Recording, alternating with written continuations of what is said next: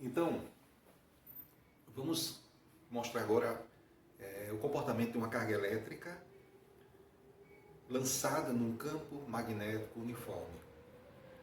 Nós já vimos que quando lançamos uma carga elétrica positiva, por exemplo,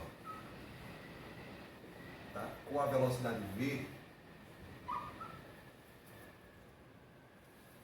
num campo magnético, e se esse campo magnético for uniforme, mais fácil de trabalhar, eu vou ter nessa carga aqui agindo uma força magnética.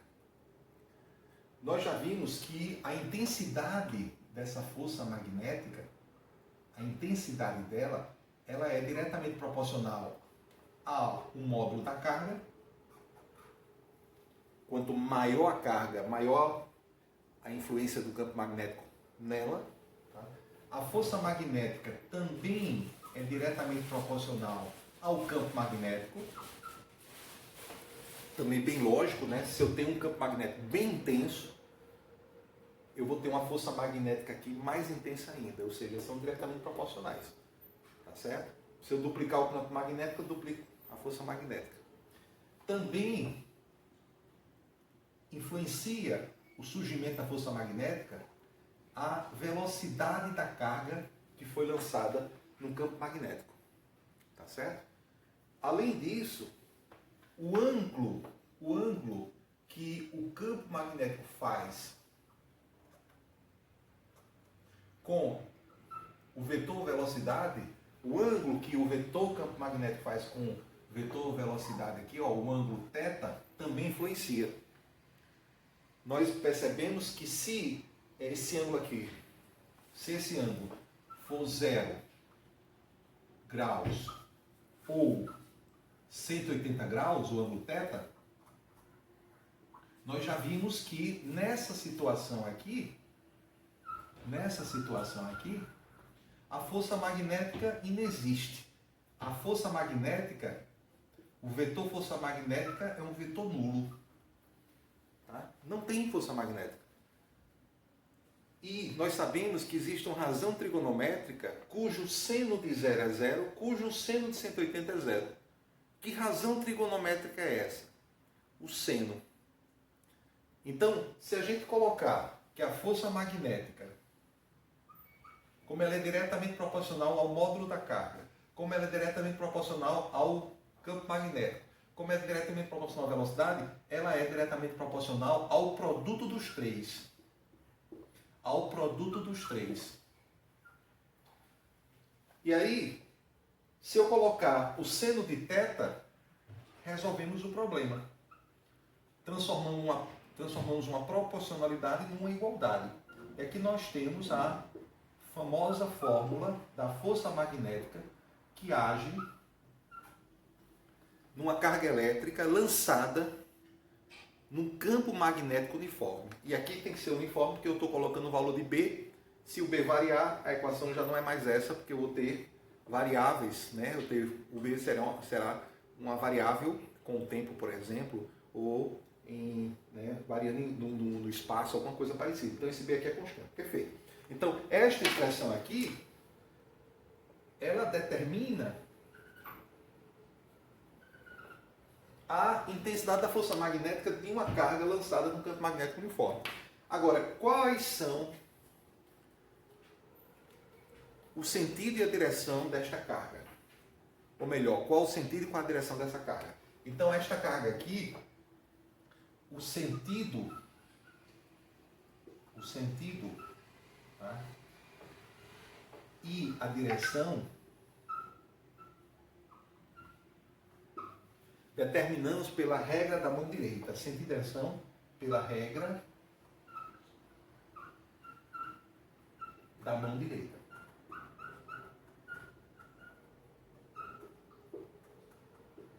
Tá bom? Então, para exemplificar este caso aqui, eu vou fazer uma aplicação, porque isso já vimos, é uma revisãozinha.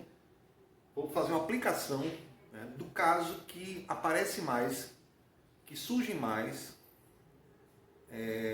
em concurso, em Enem, em prova de vestibular, da FUVEST, qualquer... Né, quando aparece uma questão dessa, aparece uma questão bem clássica. E qual seria essa questão clássica? Tá bom? Então, vejamos aqui a seguinte situação. Ó. Imagine um campo magnético entrando aqui no quadro. Um campo magnético entrando aqui no quadro. Esse x aqui nós sabemos já que é uma representação do campo magnético entrando aqui no quadro. Ele é uniforme, então isso aqui seriam as linhas de indução magnética que são igualmente espaçadas. Ó. Igualmente espaçadas. Então isso aqui é a representação do campo magnético uniforme entrando aqui no quadro. Aí eu vou fazer aqui mais algumas representações, distâncias iguais, campo magnético entrando no quadro.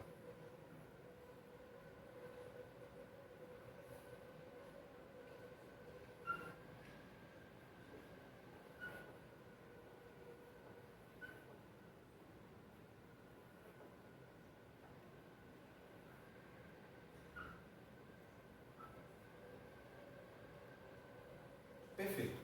Tá? Vou fazer mais um aqui para terminar.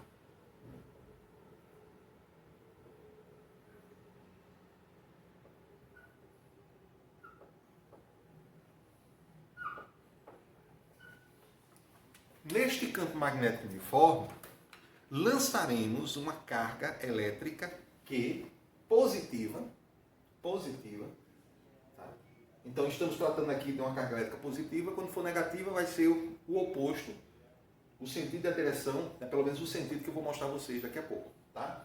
Então, lançando uma carga elétrica aqui neste campo magnético, nós já sabemos que dependendo desse ângulo aqui, ela poderá ter força magnética ou não. Se for eu lançar formando um ângulo, né, de 0 graus entre o vetor V e o vetor B, o vetor velocidade e o vetor campo magnético, a gente já sabe que a força magnética é nula. Tá bom? Então, como é que eu lançaria neste campo magnético uniforme, entrando no quadro, como é que eu lançaria essa carga para não ter força magnética? Eu teria que lançar ela também entrando no quadro. Se eu lançar entrando no quadro, ou seja, na mesma direção, no mesmo sentido, qual o ângulo? 0 graus. Tem força magnética? Não. E se eu lançar essa carga elétrica com velocidade V, saindo do quadro, ao contrário, né, mesma direção, sentidos contrários, né, velocidade e vetor campo magnético. Qual seria o ângulo? 180 graus. Quanto é que seria a força magnética? 0. Quaisquer outros ângulos, 30 graus, 60 graus, vai ter o quê? Força magnética. Tá? E quem vai dizer se vai aumentar a intensidade ou diminuir é o seno de θ. Tá? Porque a carga é constante. Importante isso. Ó. O vetor campo magnético é uniforme, é constante. A velocidade de lançamento é constante. Eu estou imaginando que eu vou lançar uma velocidade V constante. Então esses três são constantes. Quem vai dizer se a força magnética é maior ou menor ou é nula é o θ. Isso é importante. Para a gente entender a questão e não ficar apenas com fórmula decorada. Tá certo? Memorizada. Entendeu o raciocínio? Quando esse valor for 1,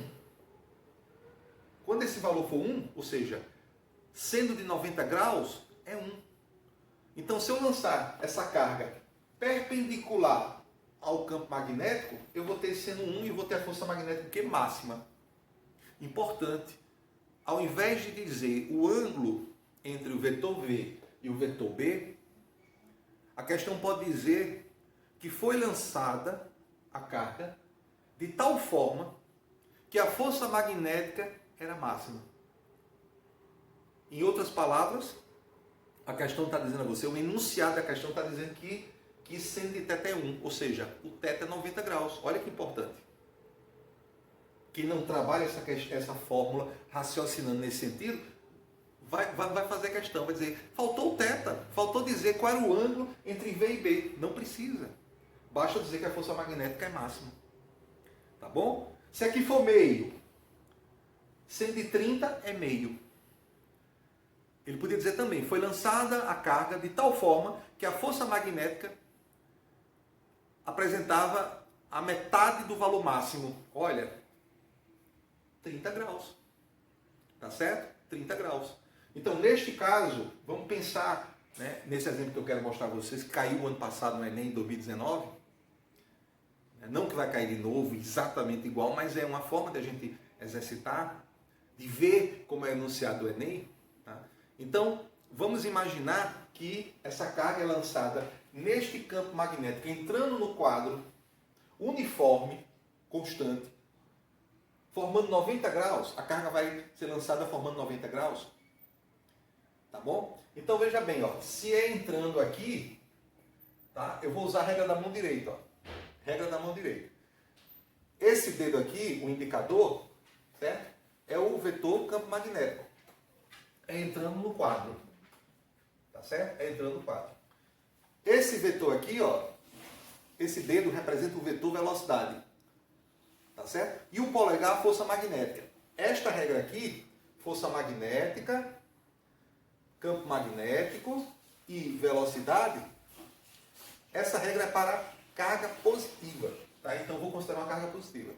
Se for negativa, tá? A força magnética vai ser representada no sentido oposto ao que está aqui a regra da mão direita. Ou seja, se aqui está para cima, seria para baixo. Tá bom? Isso aí inverteu o sentido. Ora, o campo magnético entrando no quadro, eu vou propor lançar a carga, tá?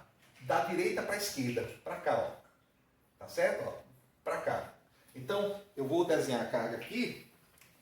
Ó, essa aqui é a minha carga. Vou colocar até aqui, ó. Então, aqui. Essa aqui é a minha carga positiva. Tá? E ela está sendo lançada, tá? Ela está sendo lançada aqui, ó, para cá. Não, eu vou querer lançar ela, na verdade, para mostrar a vocês aqui, tá? Eu vou querer lançar ela para baixo. Para o exemplo que eu quero mostrar a vocês aqui, tá? Eu quero lançar ela para baixo. Então, esse dedo aqui é da velocidade, então eu quero lançar ela para baixo. Tá certo? Então, se eu quero lançar ela para baixo, com a velocidade V, eu vou usar esse V aqui, assim, escrever assim que é melhor.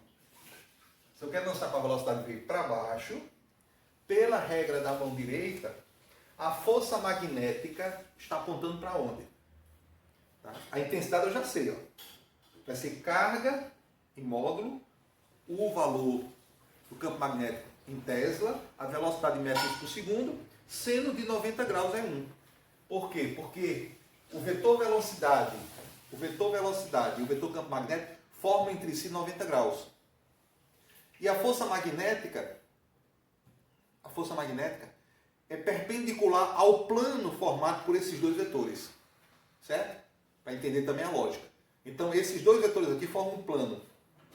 Que dois vetores? Esses dois aqui, ó, formam um plano. E a força magnética é perpendicular a esse plano. Tá certo? É perpendicular a esse plano. Então, neste caso aqui, se eu fosse representar, neste caso aqui, eu teria que representar mais ou menos assim, ó, no plano, tá? E perpendicular ao plano seria a força magnética.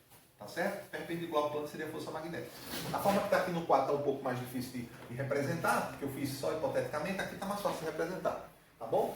Então, entrando no quadro, o campo magnético, velocidade para baixo. Olha a força magnética para onde aponta. Olha, a força magnética aponta para cá. Olha que importante esta representação física. Tá? Qual o ângulo que a força magnética faz com o vetor velocidade? Tá? Qual o ângulo que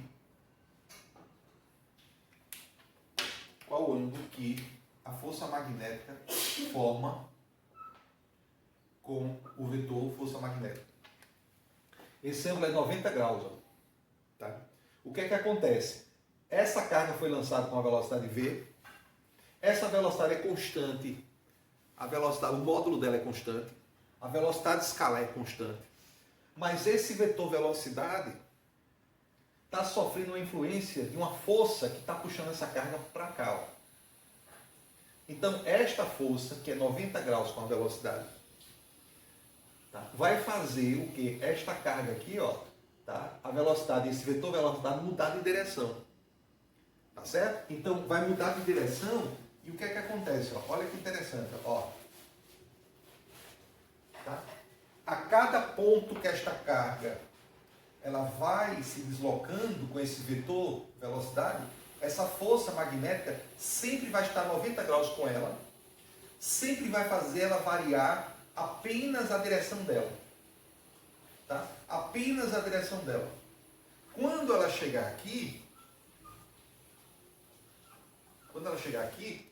o vetor força magnética continuará apontando para o centro de uma circunferência. Olha que interessante. E o vetor velocidade, ora, que era para baixo aqui, sofreu uma mudança de direção e agora está assim, ó. Tá certo? Então está assim, ó. Essa força vai mudar, continuar mudando a direção dela, ó, porque ela sempre está aqui 90 graus. E ela vai continuar girando, né, formando um movimento que nós já conhecemos. Esse movimento aqui, ó. Circular. Tá certo? Ó? Esse movimento aqui nós já conhecemos, que é o movimento circular. Quando a carga estiver aqui, a carga positiva, ó, para onde está apontando o vetor velocidade, que começou assim e foi mudando de direção, ó, ela vai estar aqui, ó. Sempre o quê? Sempre tangenciando uma trajetória o quê? Circular. Tá certo? A força magnética, pela regra da mão direita, continua sempre apontando para o centro. Ó. Sempre apontando para o centro. Só para terminar aqui a figura, né? Eu vou colocar a minha carga aqui, ó, positiva. Vou colocar o vetor velocidade, que sempre é tangente, ó, à trajetória circular. E a minha força magnética apontando para o centro dessa trajetória circular. Tá certo? Isto é, quando eu lanço uma carga positiva dentro de um campo magnético uniforme, entrando no quadro, e se eu lanço essa carga, por exemplo, né, aqui para baixo, nesse ponto, ou então aqui eu lanço assim, ou aqui eu lanço assim, ou aqui eu lanço para cá, em qualquer ponto que eu lançar, essa carga positiva nesse sentido aqui, ó, vai acontecer o quê? Um movimento circular uniforme. Por que o movimento aqui, eu tenho certeza que é um movimento circular uniforme? Porque eu disse desde o início que a velocidade é constante. Portanto, se o movimento é circular uniforme, tudo que nós aprendemos lá no movimento circular uniforme, lá no primeiro ano do ensino médio, nós podemos aplicar aqui. Por isso que essa questão, por esse motivo que essa questão, ela sempre é recorrente. Porque aqui o aluno, ele primeiro vai ter que ter noção de vetor, ele vai ter que entender o comportamento, né, de três vetores pela regra da mão direita, ou por outro tipo de regra, que pode usar outro tipo de regra, mas que o resultado é o mesmo. Ele vai entender o que é campo magnético, né? Ele vai entender o que é força magnética.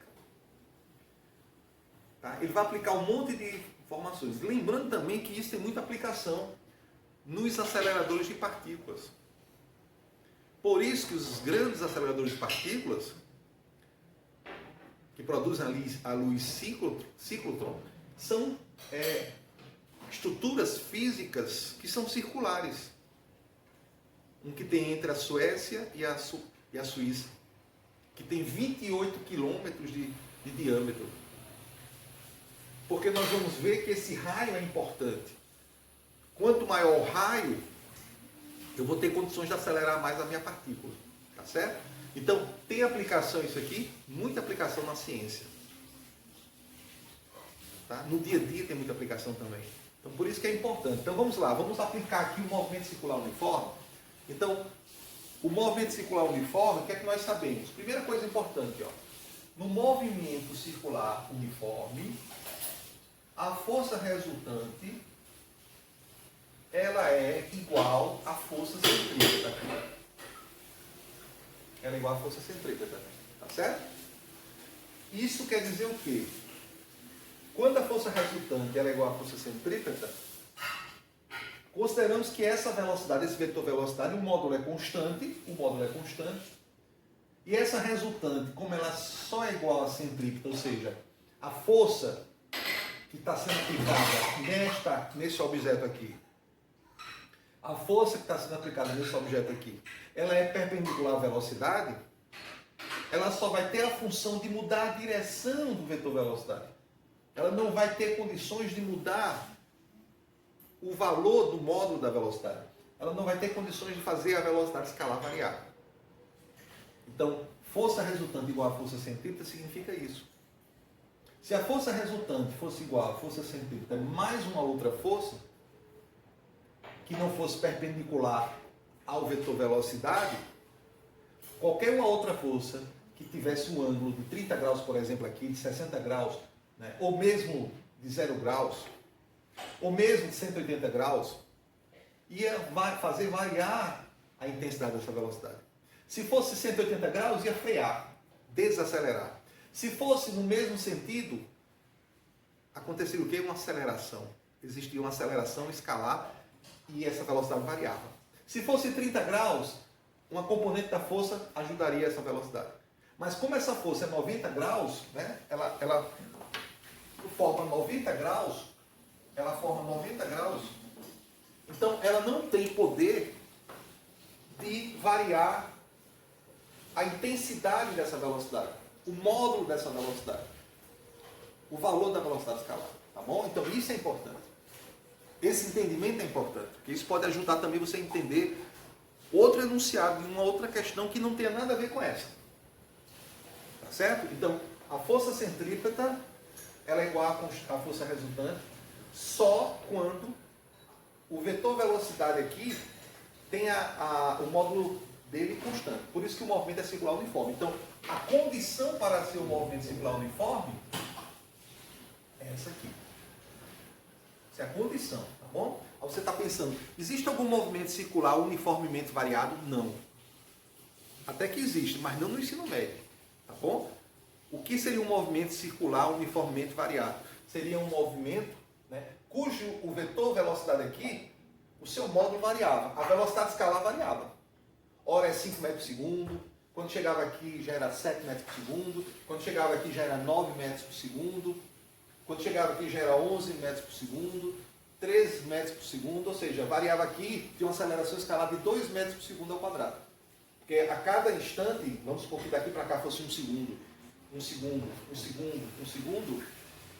ou seja, 4 segundos para dar uma volta completa, o período seria 4 segundos, e aí cada momento aqui a velocidade variava, mas não é isso que acontece, tá bom? A velocidade é constante em módulo. Então, por isso que a força centrípeta, que é 90 graus, a força centrípeta sempre aponta para o centro. E a velocidade sempre é tangente à trajetória circular. Olha que interessante. Então, essas duas condições aqui formam 90 graus. E aí, isso aqui acontece. Então, vamos lá. Ora, força resultante é igual a força centrípeta. Aí eu pergunto a vocês, a força resultante que é aplicada nesta carga que está lançada, que foi lançada num campo magnético uniforme, essa força magnética aqui, né? Ou seja, quando a carga é lançada, surge uma força. Só tem ela, que é a força magnética. Aí eu pergunto, qual é a resultante das forças que atuam nessa carga aqui? Qual é a resultante das forças? Só tem uma força, é a força magnética. Como só tem ela é resultante. Se nós tivéssemos 2 forças, 3 forças, 4 forças, teríamos que fazer o quê? Uma soma vetorial, o vetor resultante dessas forças todas. Então a força resultante seria, né, várias forças, só tem uma. Então ela é a força resultante. Então a força magnética, e aqui eu já não vou colocar mais o vetor, o módulo da força magnética é igual ao módulo da força centrípeta. Por quê? Porque a força resultante é igual à força centrípeta.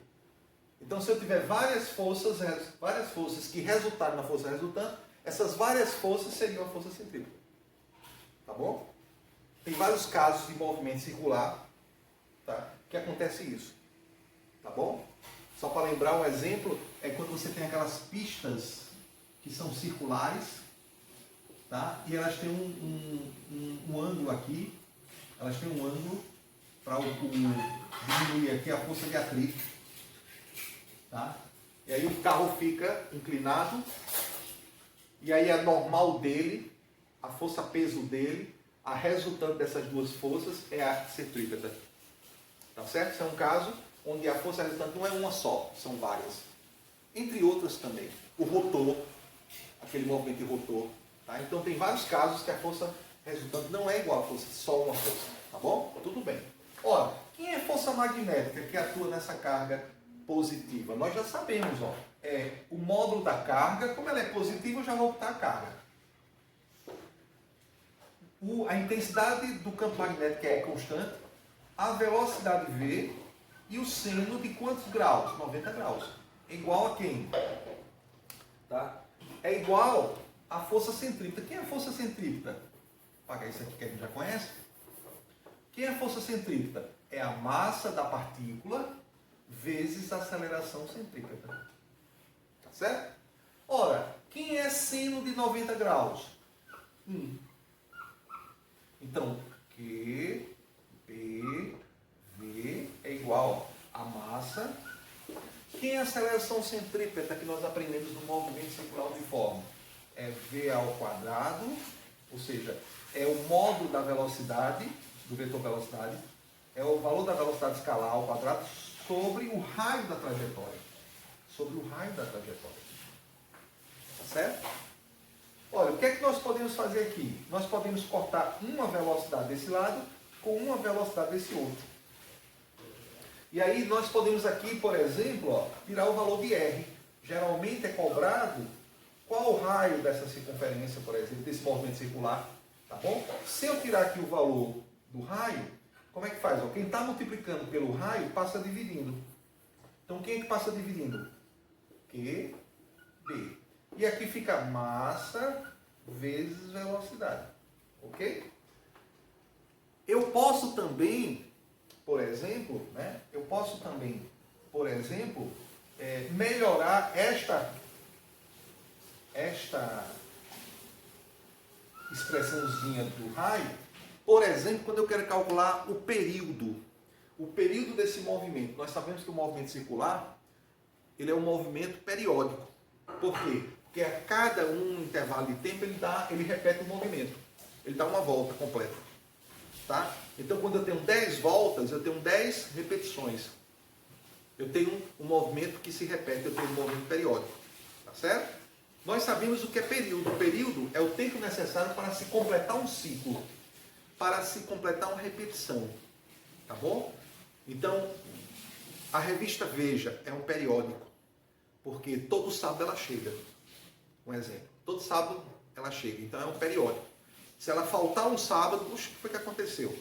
Tá? O jornal, né? Quando tinha o jornal, newspaper, papel, né?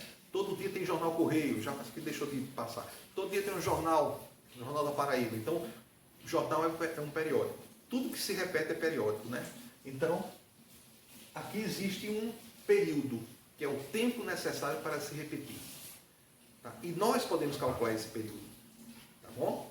Como é que nós podemos fazer isso? Ora, essa velocidade aqui, nós podemos calcular da seguinte forma. Essa velocidade aqui é a velocidade escalar, como nós já sabemos. A velocidade escalar é quantos metros ele percorre, tá, a cada um intervalo de tempo. Mas como eu sei que período é o tempo necessário para dar uma volta completa, então para uma volta completa, essa carga positiva, ela percorre quantos metros? Ela percorre o comprimento da circunferência. Concorda? Então, olha, como essa velocidade é constante, Então eu posso dizer que a velocidade é ΔE sobre ΔT. Ó. Numa volta completa, tá? Numa volta completa, ela percorre o comprimento da circunferência, 2πr.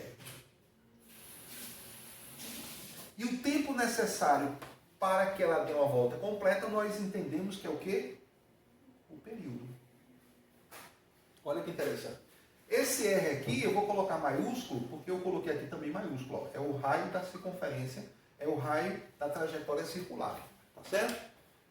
Tu pega um papel aí para me apagar isso aqui. Então, neste caso, ó, aonde tem V aqui, tá? Eu posso substituir, tá? Vou apagar aqui um pouquinho.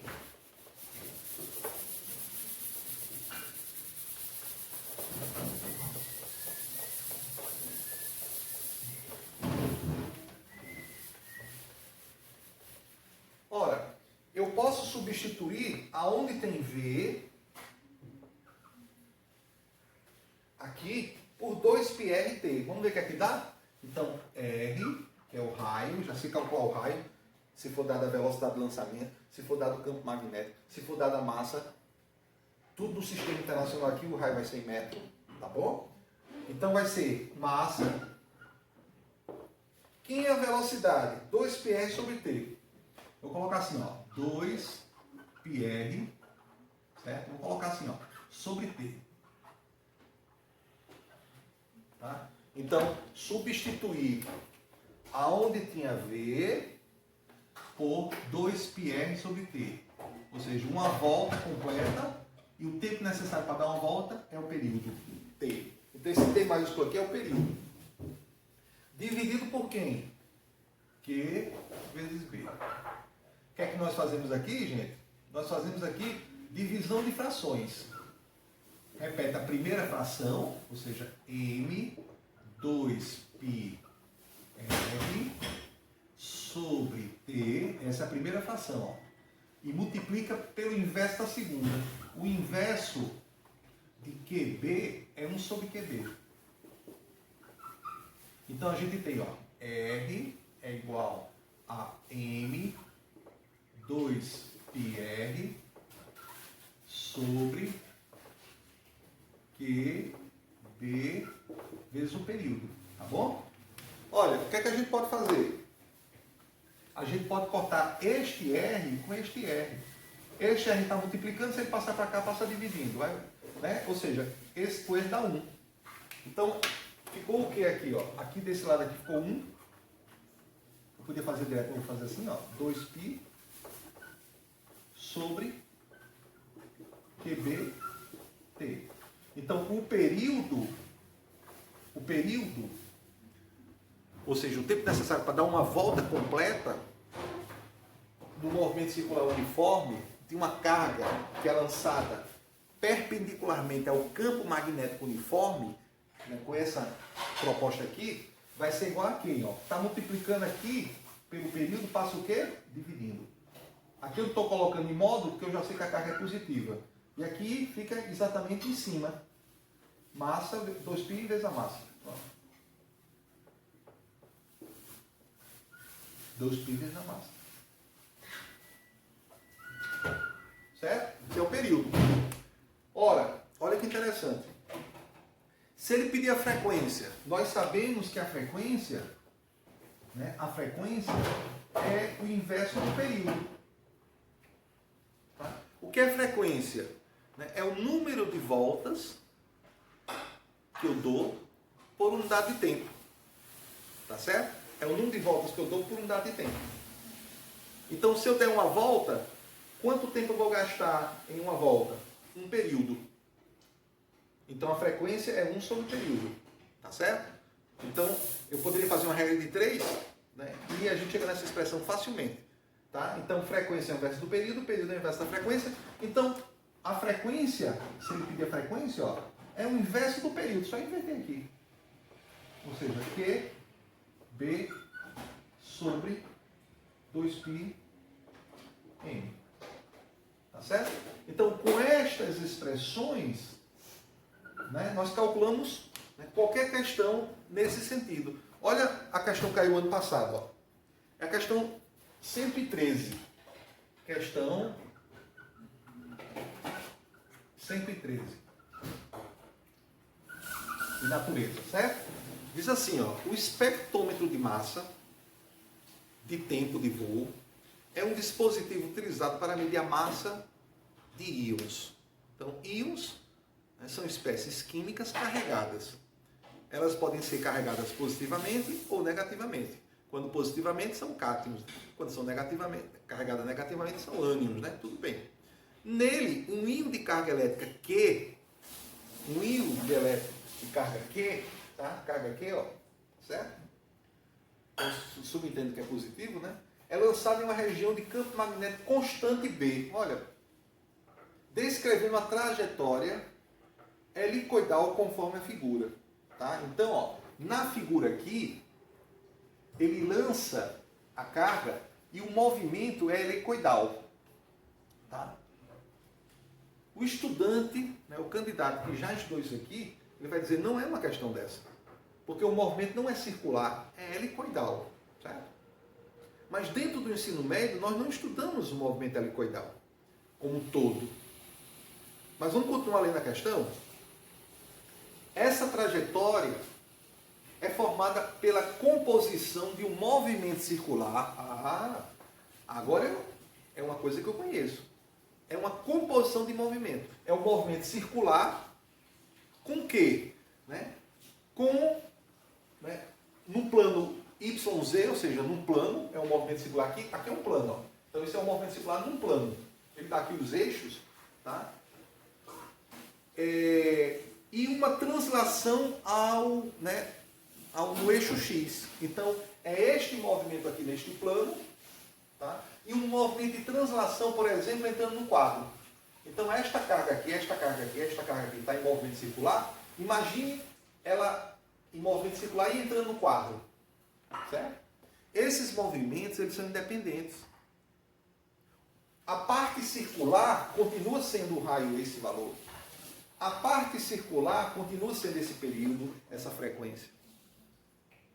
E o movimento translacional, entrando no quadro, tem uma velocidade, por exemplo, constante, ou uma velocidade acelerada, ou retardada, não tem problema. Mas o movimento circular é o mesmo. Certo? Não muda, não. Então, é uma questão de movimento circular. Agora, a questão vem trabalhada para o candidato pensar que é alguma coisa que ele não estudou. Continuando. A vantagem desse dispositivo é que a velocidade angular, olha, a velocidade angular do movimento helicoidal do íon é independente de sua velocidade inicial. Tá? Então, a velocidade helicoidal, ela é independente da velocidade de lançamento, tá? Que não tem nada a ver, então, ou seja, ele quer dizer que a velocidade é constante. E um não vai atrapalhar o outro. Então podemos estudar sim o movimento circular separadamente. Caso ele pergunte alguma coisa do movimento circular, não sei, né? Vamos ver. O dispositivo então mede o tempo t de voo para n voltas no íon.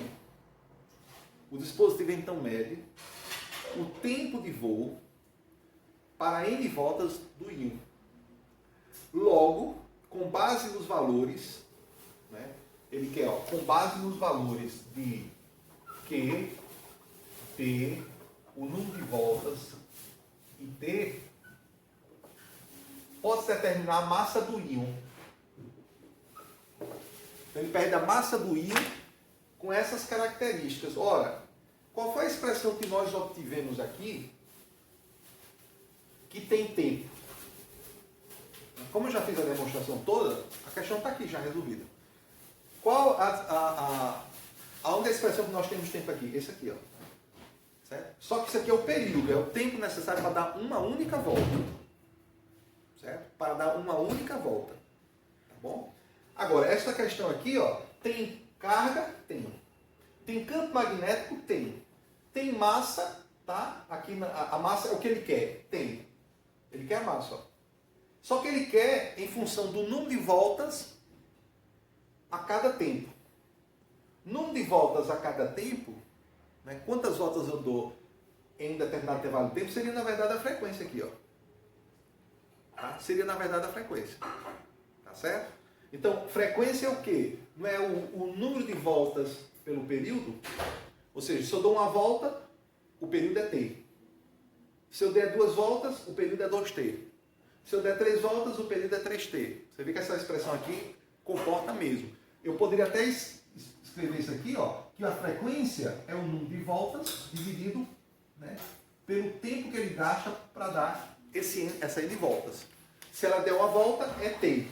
Se ela der n voltas, é um t qualquer. Poderia até fazer isso. Tá? Se eu fizer isso, eu já mato a questão, porque quem é f? Ó, f é n sobre t. Tá? E aqui tem nt, ó. Já apareceu nt. Q, B sobre 2πn. Então ele quer a massa, ó. Quem é a massa? A massa, tá? O que está multiplicando pela massa passa dividindo. Então vai ficar 2πn. E esses três aqui multiplicam, ó. Q, B, T. Então esta é a resposta. Vamos ver se tem alternativa. QBT 2πn. Ó, é a letra A. É a letra A. Isto é, essa questão foi considerada a mais difícil do Enem de 2019. Quem considerou essa questão mais difícil? Quem não dominava esse conteúdo aqui. E que não é difícil. Que na verdade nada é difícil, fácil e difícil são relativos. Certo? Agora a questão resolvia assim, ó. Então o estudante que dominava essa parte aqui e que na hora ele rapidamente demonstrava isso aqui, ele não tinha essas formas decoradas. Ele sabia demonstrar isso aqui rapidamente. Ele fazia essa questão tranquilamente, ó. E foi considerada a mais difícil da prova. Tá certo? Então na próxima aula nós vamos falar de fio condutor, tá, dentro de um campo magnético. O que é que acontece com ele? Tá certo? Aqui nós temos carga elétrica lançada num campo magnético com velocidade v. Aparece uma força magnética, como nós sabemos, tá? Se o ângulo não for nem 0 graus nem 180. A gente vai trabalhar agora com carga elétrica.